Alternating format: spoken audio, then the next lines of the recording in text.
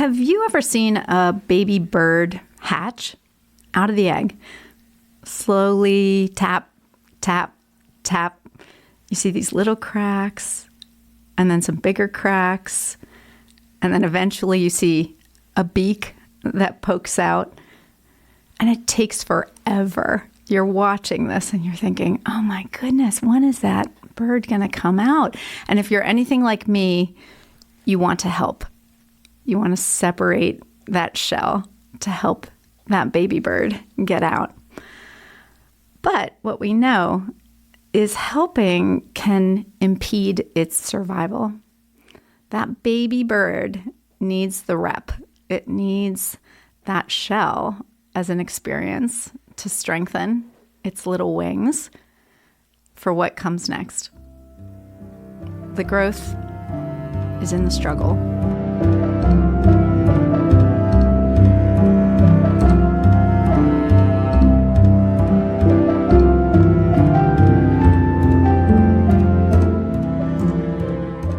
Welcome to The Behaviorist with Work Wisdom, where we help you adopt high-performance mindsets, behaviors, communication, and culture. I'm your host, Kedren Crosby. Our intention for the Behaviorist podcast is to share accessible, concrete practices that you can weave into your whole life to begin a shift toward joy and meaningful achievement. Today, we're exploring antifragility and how to apply it in our work lives, especially during chaotic times. We're grateful to be talking with my generous and very insightful friends and colleagues, Dylan Ehlert and Jaime Arroyo. Dylan is the COO at Two Dudes Painting and our business strategist associate at Work Wisdom. Jaime is the CEO at Assets, vice president of the Lancaster City Council, and candidate for mayor in Lancaster. Thank you both for connecting with me today. It's so good to have you here. Thanks for having me. Yeah. Thanks for having us. I can't wait for this discussion. I know I'm going to learn a lot.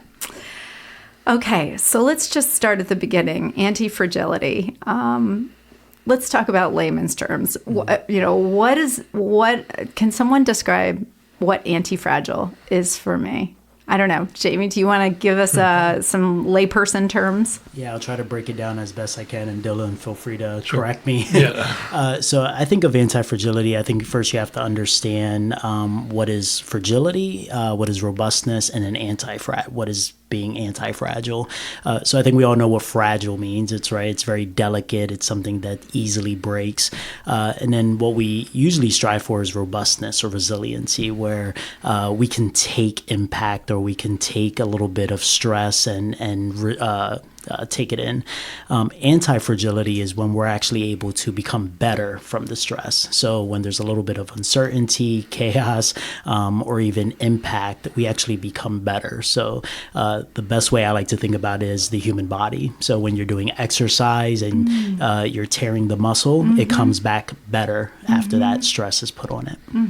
And yeah, even the word stress, I mean, it's really two words, isn't it? Distress and eustress. Yeah. So, okay. What do you think? Yeah, I think that's a good way to think about it on one level. I think there's another level too when you think about stress, and I think it's talked about in the book a bit, but thinking about evolution. So our environments over time shape creatures, being organisms, to survive. And I think a lot of the book applies that principle to ideas and to the way to structure your business, the way to make investments, so on and so forth.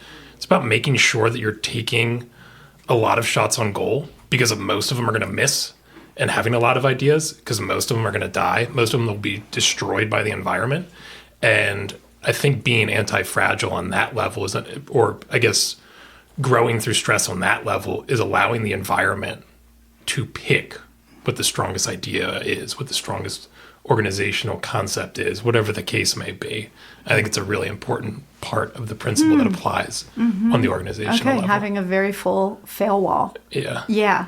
Lots of different ideas that we're allowing evolution to select from. Okay. All right. Yeah. So anti-fragility is this idea that, rather than resilience, rather than the chaos comes and it impacts us and we sort of take the fall, rather than bouncing back to the same level, we actually bounce back to a better version Yeah. of ourselves. And it's visual. I like everything that both of you are saying. Thank you for that. So this concept was one that we talked a lot about during COVID, early days of COVID. This was, the book was very popular, and the concept was popular, and I think people sort of hung on to it because of its hopefulness. I was wondering why this concept resonated with you. Well, does it resonate with you? And if it does, why does it resonate with you? Dylan, I don't know. What are your thoughts on that? Yeah, so one of the big ways it resonates with me, and probably why it resonated during COVID, and I think one of the key points of the book that, the author's trying to stress, he stressed in his book, The Black Swan, is that the world is marked by these big, large events that shift everything. And these events happen all the time, and the world is always evolving. And for me, when I read the book and work that I was doing, even with you at Work Wisdom and Coaching, is I kind of had a problem. My problem is that I was a planner. Okay. I was a type A planner. I wanted to control everything. I wanted an answer for everything. And when I think in terms of strategy, vision, leadership, etc., like I was trying to execute those things through the lens of solving something. So I'm having a vision that I'm casting into the future, and I'm trying to solve and say, hey, this vision's solid. I'm going to put down this 3-year plan. We're going to follow this 3-year roadmap. It's going to go perfectly. And I think the power of this book and this concept is understanding the world doesn't happen that way. Your 3-year roadmap is going to be interrupted. It's that kind of old phrase, like, if you want to make God laugh, tell him your plans. And I think it's about really internalizing that. And then that's not to say, hey, we're not doing strategy. We're not, we still need to do a strategy. We still need to have 3-year visions. We need to have plans. We need to try to execute on those plans. But we need to internalize that the world is dynamic and that we have to be dynamic. And we have to try to, in our institutions, put into place dynamic ways of operating, dynamic modes of being, so that we can respond to a dynamic world. And that's really kind of what it hit for, because for me, it's a very personal thing. I'm like, this 3-year plan is going to happen. No. And I think at Work Wisdom too, that's why it's called real-time strategy here. There's a part in the book where he talks about how there's a lot of studies that like strategic planning doesn't work. And, what he's saying when he's saying that is, and it's seen, we know these all the time. It's like Coca-Cola started out as a drug company. Company X started out making cars and they ended up making airplanes. There's the entire course of history is riddled with all these happy accidents. And we have to remain open to what's actually going to happen. Yeah, so much of it is the noticing of what's happening externally, and then understanding how to adapt or even be proactive by knowing how you're already extraordinary and how you can deploy those things so that you can become even better. Yeah, I thank you for sharing that. Jaime, does this concept resonate with you, and why does it resonate with you? Yeah, definitely. I think even before reading the actual book, the concept, I forgot how it came across my desk, but was something that I just found inspiring. Back in 2019 was a very challenging year for me personally and professionally. And then when the year ended and 2020 started, things were really, really good. And then COVID hits. And for me, after that happened, I started to think about, I think every year we hope for the better. But I started asking myself, well, what if it's not a better year? And that sounds very dark and pessimistic, but I wanted it to come approach every year with being more prepared and being able to embrace hardship versus not being prepared for it. So when I think about being anti-fragile, personally, professionally, organizationally, I want us to be prepared if it's a hard year. So that way we could come out better on the other side of it. And there's a theme running through both of what you're saying, which is letting go of certainty, building your uncertainty tolerance.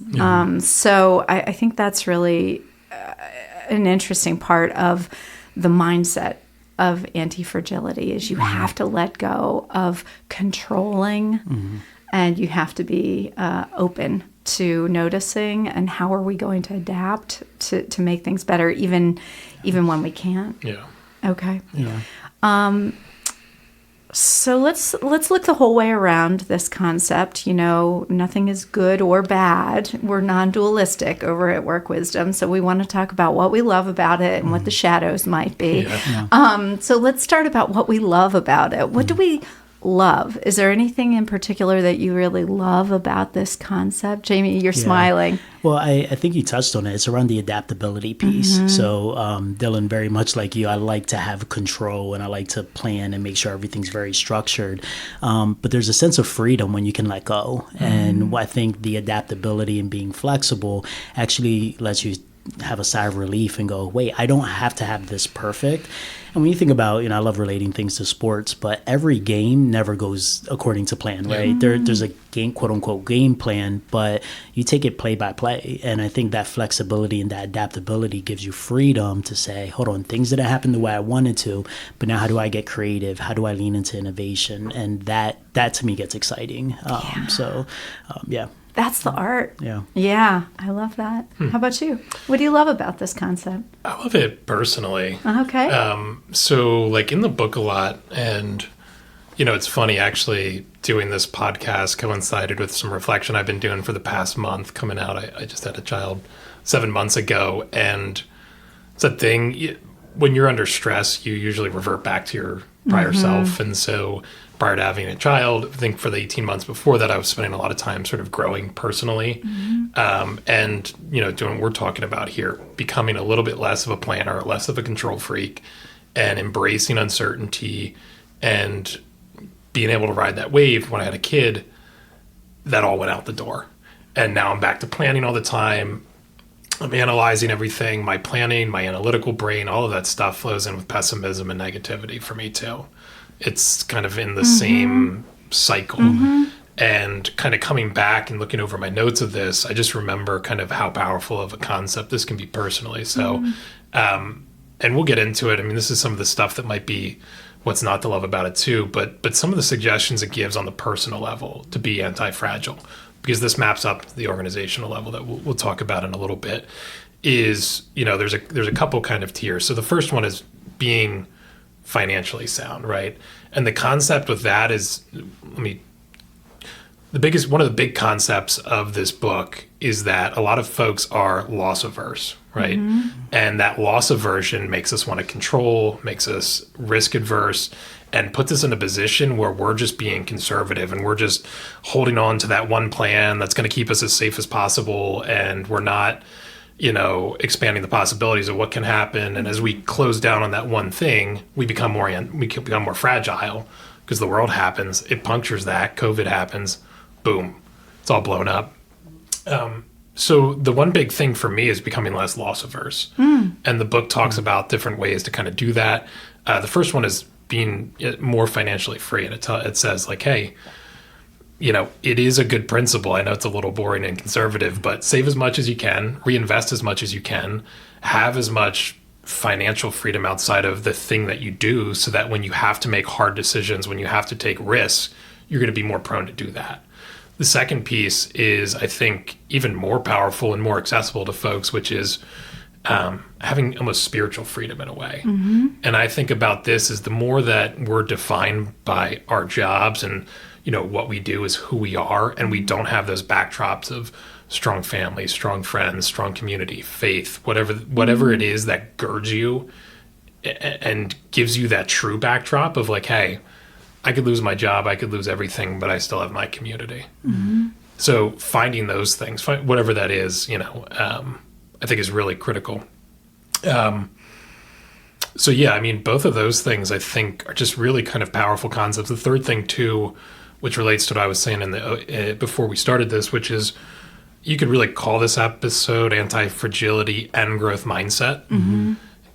Because a huge principle of being anti-fragile is learning through doing, not learning through thinking, right? So constant trial and error. Failure is feedback. Sometimes I win, sometimes I learn, as you say. and applying that on a personal level. So how do I become better at taking risks within whatever organization I'm operating in? I need to start doing that in my personal life, because there's a host of things that I'm fearful of, and I have to expose myself to those things. I have to fail. I have to have bad things happen so that I can learn, and I can also be okay with doing those things. So those three concepts of trying to live into financial freedom more, living into that sort of spiritual freedom and growth mindset, so that I am ready to employ these things, take that personal level, map it up to the organizational level so I can operate at a higher level. It's reminding me a little bit of Chappell Roan at the Grammys. I don't know. I think I told Jamie about this on the red carpet. Gail, Oprah's friend, comes up to Chappell Roan and says, "You have so much confidence. You're so young, but you are so confident. You own that stage. You own your career. What's going on? How can you have this much confidence?" And she said, "I have walk-away power. I've been really poor. I've had money. I've had no success. I've had lots of success. And I can walk away whenever I want." And I felt like, wow.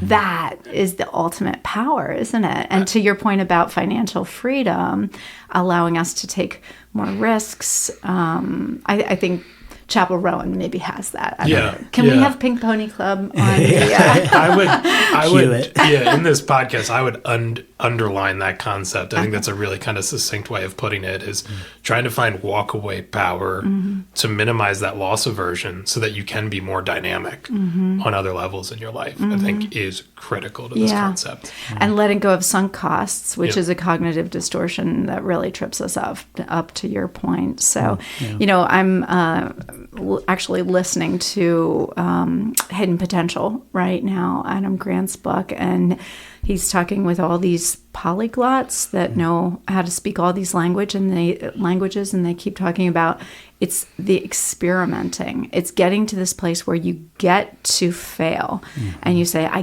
get to be awkward, and I get to try language, and that's when it takes off for them. That's when they can really grasp a new language. Yeah. So your experimentation point is really well taken. Let's look at the shadow of this.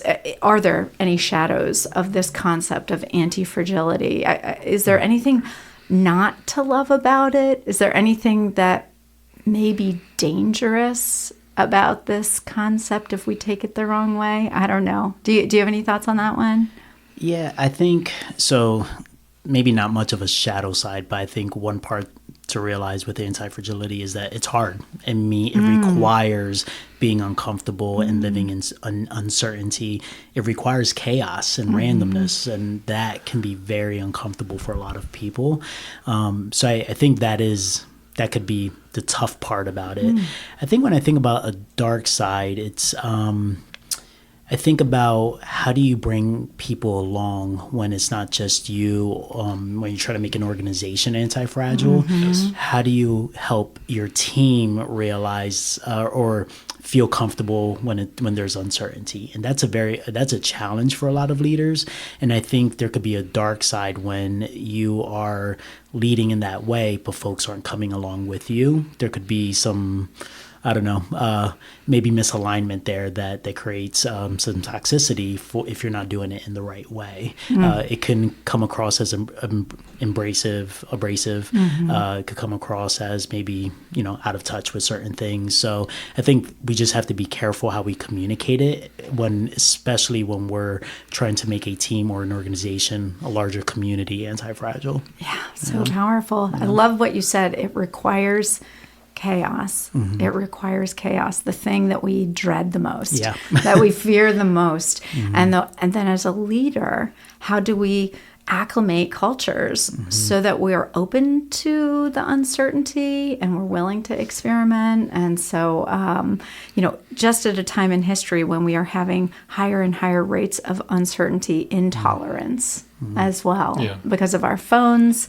We know exactly when our food is coming, when my Uber's showing up. To piggyback off that a little bit, I would kind of say it I was thinking about this also kind of in a similar vein, in the sense that it's really hard to strike this balance, right? And in the book, it kind of tries to address this, and I think let me kind of spell out the examples. So I think one example of how to be more anti-fragile is to create sort of an internal, sort of old school VC model where you're taking little bets on big ideas at the incubation of ideas within your organization and sort of spreading that around, taking multiples of bets. Because, really fragile organizations like Work Wisdom saying, hey, we're going to build this building and it's going to be this integrated health center and wellness, some crazy big idea where you're like pushing all your chips into the middle of the table. Fragile idea.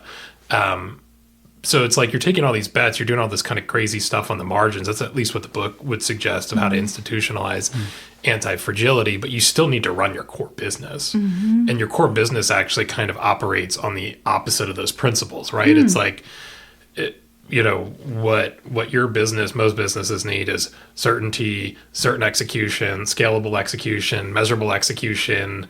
And the folks that typically do that tend to be folks that like that type of work, and they're kind of selecting into that. And you may have an organization that is full of folks that love certainty, and it's actually really good for your organization. And how to balance that with trying to bring people along. I think about, two dudes we ran, it's an experiment, but we tried to put in a learning management system, and we were trying to figure out how to scale training in a better way. And I think at some point, actually part of it through this book, we realized you know what, you got to learn by doing, not learn by seeing. And the software will be a part of what a future kind of robust training program is going to look like, but we're not at a place to institute that. And so we're going to let this go. And we ate, a lot of money, good amount of money on it. And the person that was overseeing it in the organization, she's an executor. She gets things done. She wants to have results each time, control over the results, and that benefits our organization immensely. But when we discussed how much money we lost on it, she was petrified. And if we were to say again, hey, let's go bet another $100,000 on something new, it would cause a reversion. And so how do we strike that balance? It's really, really difficult because you need everybody, you need folks in your organization that are going to keep the lights on and make sure that things aren't going too far off the rail. You need that core business so you can take these small bets. And striking that balance is very, very difficult to think through. Such a good point.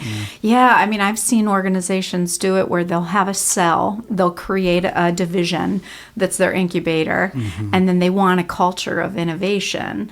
It's reminding me of Reed Hastings' quote in No Rules, where he talks to his executive team and he says, your job is to make sure I don't run this company over the cliff.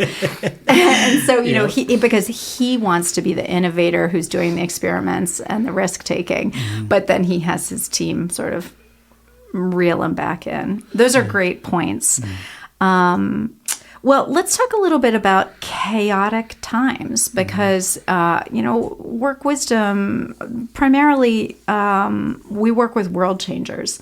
So people who are very often focused on education and refugees and anti-poverty work and disabilities and clean energy and green building and conservation and climate change and, good government and all those kinds of things. And the last couple of months have been rather chaotic.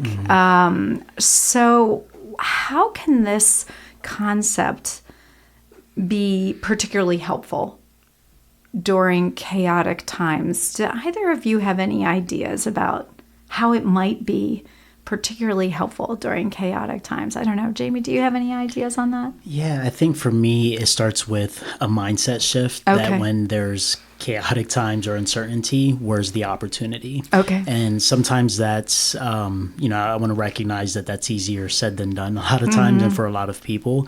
But if we can recognize that there's potential for opportunity, then you start to look for it. And I think about, probably the easiest example is during COVID, businesses are shutting down or not able to do their normal routine of business. But then you start seeing innovations like Zoom and virtual meetings, and all of a sudden we could do virtual trainings, and we don't have to be at the office. We can be more flexible and hybrid for some positions or some jobs. You saw restaurants pivot to DoorDash and being able to still actually sometimes make more money doing DoorDash than when they had just their fixed seating. So I think there's opportunity for innovation when there's chaotic times. So when you can think of where's the opportunity in this chaos, it first requires that mindset shift. It really does. Yeah. We had dinner with a few educators the other night. And, it was a couple of hours after they were talking about shuttering the Department of Education. And so these educators were talking about the millions and millions of dollars each of their school districts would be losing and what it would be like without a federal Department of Education. And over the course of the dinner, by dessert, they were to the place of saying, well, gosh, how free we might be without some of these assessments, without some of these regulations. And so they were starting to, I can't say that they were thrilled, but they were starting to reimagine the opportunity, to your point, about what could be. So, but it's the mindset shift. Yeah. I had a teammate actually remind me of a similar situation, with the uncertainty that's going on right now. There's one of our funders that, could be in jeopardy long term. And he reminded me while we were concerned about this, he said, you remember that how much of a pain in the butt they are, right? And thinking about, imagine how much freedom we would have if we didn't have to worry about checking the boxes, but we really leaned into serving our mission without that. And then we got excited about what the possibility was. So now we would need a runway for that, but allows us to start thinking in that way to say, okay, in the short term, let's hold on. But what does the long term look like? And actually, how do we walk away, leaning back into walk away power? When can we walk away from this where we actually are doing our mission better because we are no longer tied to those, or we're not no longer tied to that funding? It takes courage and creativity to have those conversations. Dylan, do you have any thoughts on this? No, I think that's kind of really good points. I mean, I think coming back to this as a concept like you guys are talking about, I think if we can internalize this, it's almost kind of a Zen state of understanding like the world will change. And finding acceptance in that, I think, can be really, I don't know if helpful is the right word, because sometimes we're going through things that we just can't find that acceptance on. But I think when we can, I think it can give us that sort of emotional freedom to take that next step. And I think also too, the principles again of trial and error, and understanding that in these times of uncertainty, when everything goes to zero and we have to map back up again, we have to embracing these principles of like, okay, so we're starting back at nothing. Our funder's gone. How are we going to find funding? Do we need funding? What's the size of this organization now that we don't? And working through all of that and working through it in a way where it's like, okay, I'm going to try this. I'm going to try that. I'm going to try this. I'm going to try that. And continuing to kind of push forward with new tries, new shots on goal, I think is a really critical thing to have. Because if we just sit around and we plan, and we try to figure out ways to put it out in the world. We don't know the power of our plans until we expose it to light. How strong is your plan once it hits reality? So. What do you think the one thing a leader needs to drop, let go of, so that they can lead in an anti-fragile way? What would be the one thing that they need to drop? That's a good question. What do you think? Simon Sinek, start with why, right? Yeah. I like to say that the how is just as important as the why, and I think not being married to how you get somewhere. So I think when we think about a lot of leaders, they have a vision for their organization, for their community. That could, that doesn't have to change, right? That's aspirational. That's what winning looks like. But how you get there, if you could be flexible in that, I think it allows you to lean into anti-fragility. I think it allows you to try different tactics and creativity and, all the things we just talked about. But I think it's letting go of that the how has to be one way, that it could be a bunch of different ways to get there. Yeah, I love that. Another thing, I don't know if it's kind of what to drop, it might be what to add, which is making sure that your organization's leadership capacity is distributed.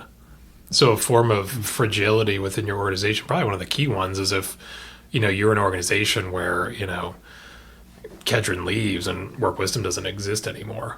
That's a fragile organization. Similar in governments, right? He talks about, democracy versus monarchy. Monarchies are fragile because it's like, oh, the king dies, there's no successor, somebody kills the king off, boom, civil war, instability, et cetera, all the things that we've seen throughout time. And so more distributed leadership within your organization, I think, is really, really critical to be less fragile. That's really good. Okay. Well, thank you both so much for being here. I'm really grateful to you both for being part of this movement of revolutionizing achievement, really fostering the kind of high performance that's meaningful and kind and fair and strategic. Thank you for downloading the Behaviorist. We hope you'll subscribe. Please contact us through our website, workwisdomllc.com. You can enjoy Work Wisdom Press and productions. You can ask questions. You can suggest topics you'd like us to explore in future episodes. As is our custom, we will leave you with some words of inspiration from the poet Dinos Christianopoulos, but made famous by the indigenous movement in Mexico in the 1990s. They tried to bury us. They didn't know we were seeds.